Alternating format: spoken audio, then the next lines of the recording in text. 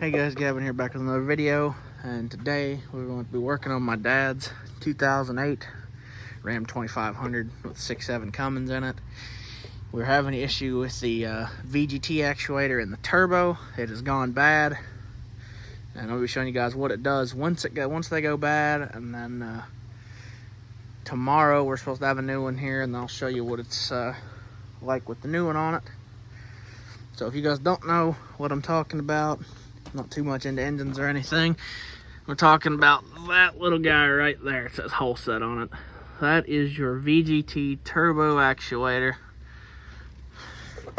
that controls your boost and the electronic exhaust brake that is in this truck.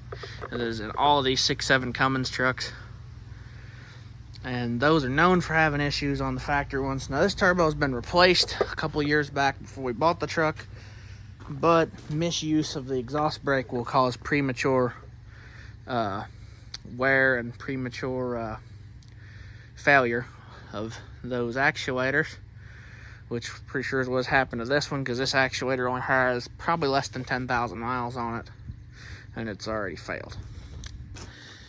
So it's not hard to change it. Definitely wouldn't, a lot of people wouldn't recommend doing it yourself, because you got to drain out the entire coolant system on the truck.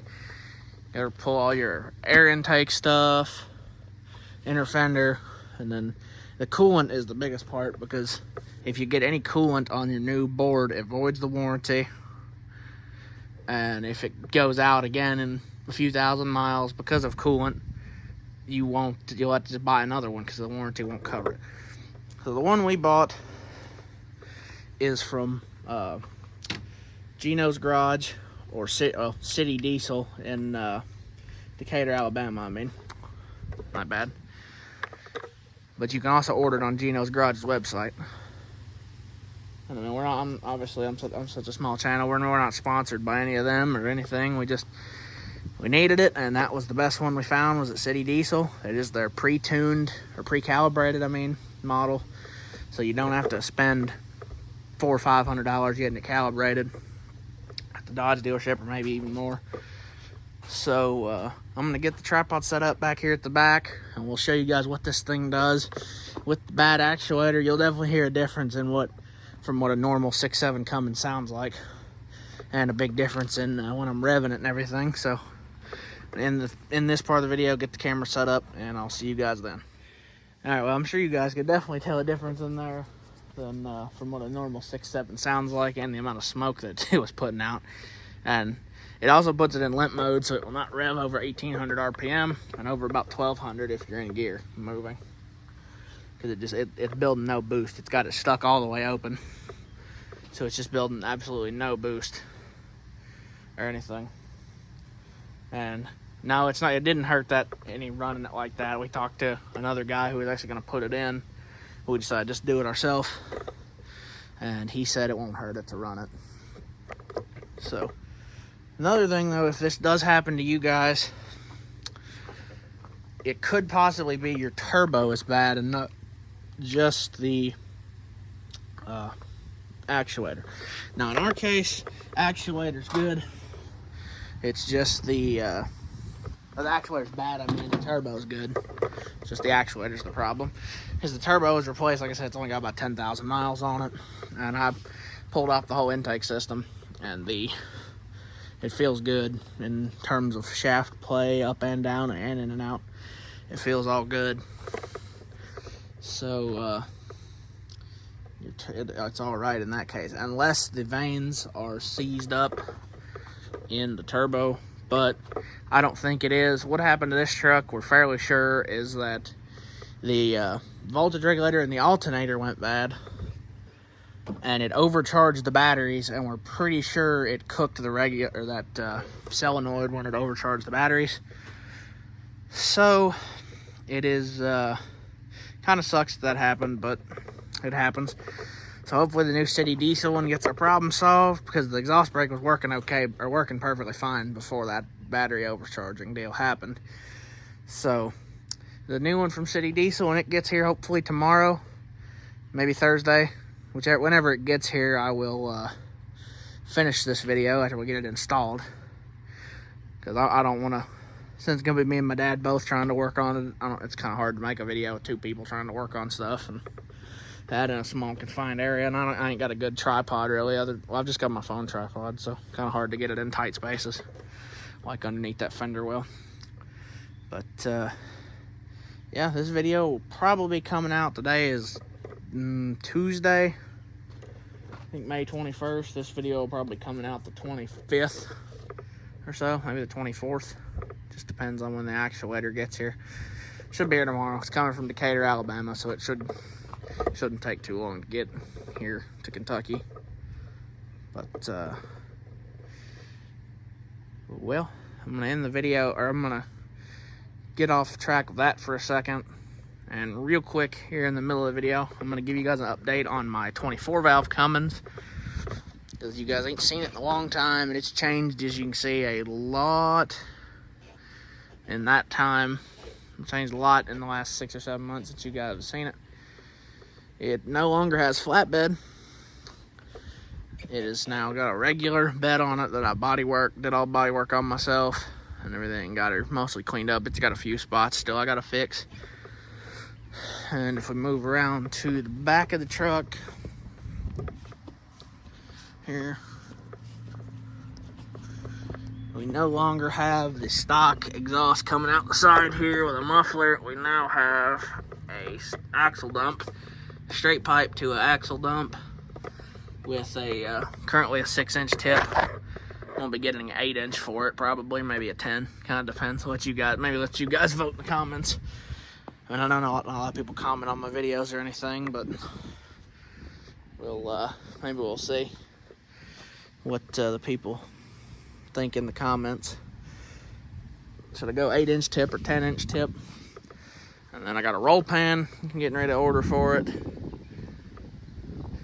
then for too long, I'm going to be trying to find a different cab that's not as rough as this one, because everything else on this truck but the body is really good.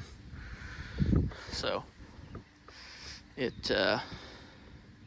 just needs a new cab. But that's enough being off topic. I'm gonna go ahead and end this part of the video here, and then whenever we get the new actuator from City Diesel, we will finish off this video and see if that actuator solves it. So thanks guys for watching, and I'll see you guys when we get ready to finish this.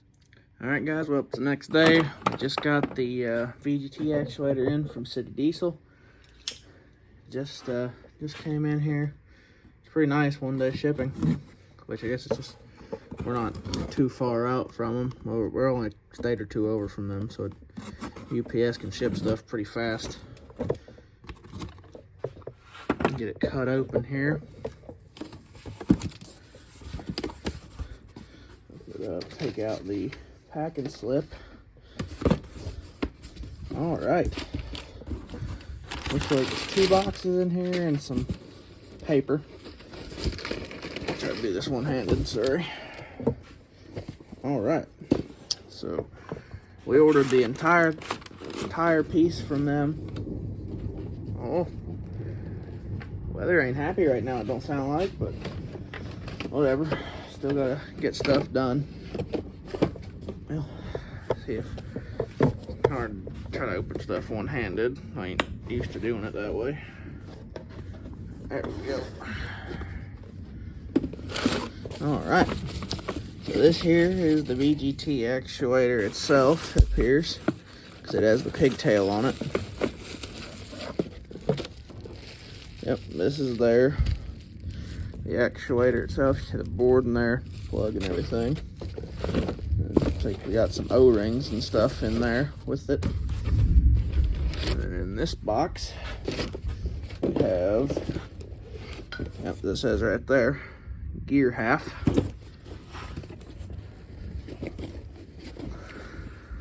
If I can get it open.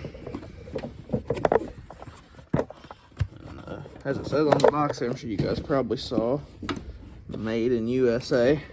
All this stuff was designed by City Diesel from the ground up to be to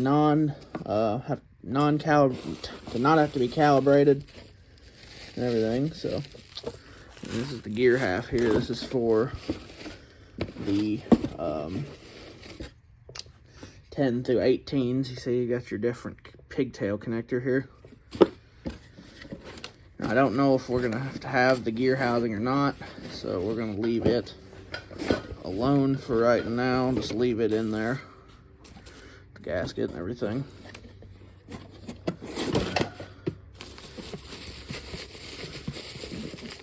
So yeah, that's the stuff, and we're gonna get it installed, and I will get back with you guys after we get it installed. We'll show you the old actuator, see if we can see anything wrong with it there, and yeah, we'll go from there. See you guys then.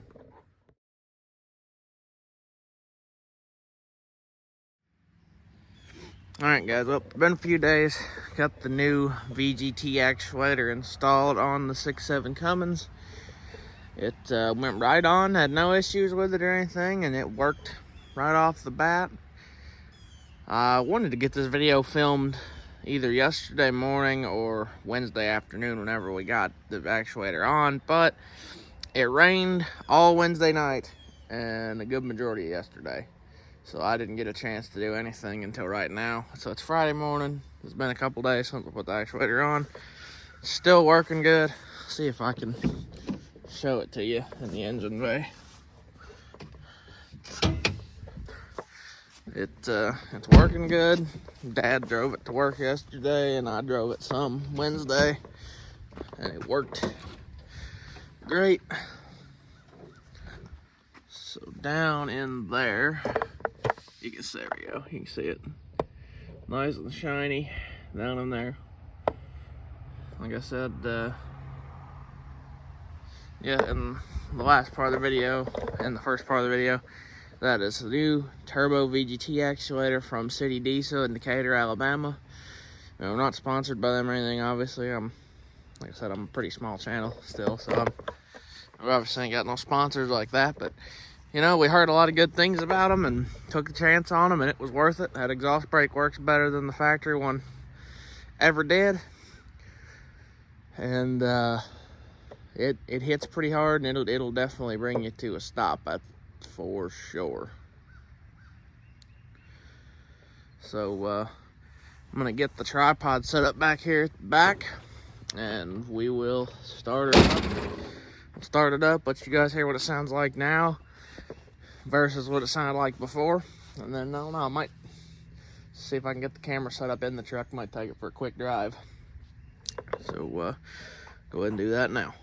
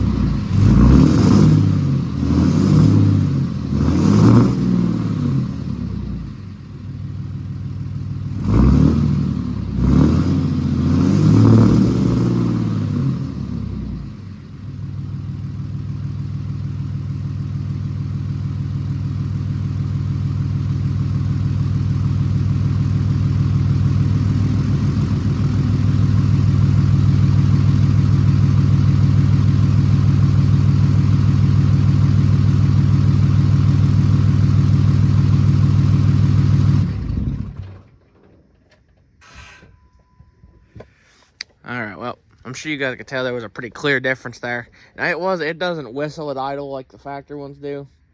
It's not tuned for it, I don't think. So we could tune it and make it do it, but really it ain't that big of a deal. It does work great. I'll see if I can get the camera set up in the truck here real quick and see if we can get you guys a video of driving it. Alright guys, well, I couldn't get it to come out the way I wanted it to on getting a driving video. I got it and it was decent, but I couldn't really do it in a way to where you could see what I was doing and kind of hear what it was doing and not know where I lived, really, or not know what's all around my house. So I didn't really want to do that. And then also the video was pretty shaky because I'm just using my my Walmart tripod and my phone, so it's pretty shaky. So I didn't like how it came out, but so I guess I'll do that another day. But at least you guys got, at least I can finish this video, I guess. And I'll just do an exhaust brake test video another time. If you guys even want to see that, who knows? You might not, nobody might not even want to see it, but I guess we'll see what you guys say in the comments. But so I guess I'm gonna go ahead and end this video, get it edited together and everything, and guess we will hopefully get it out tonight. If not, it'll be tomorrow, the 25th. And yeah, so thank you guys for watching. If you enjoyed the video, remember to like, comment, subscribe, and I'll see you guys in the next one.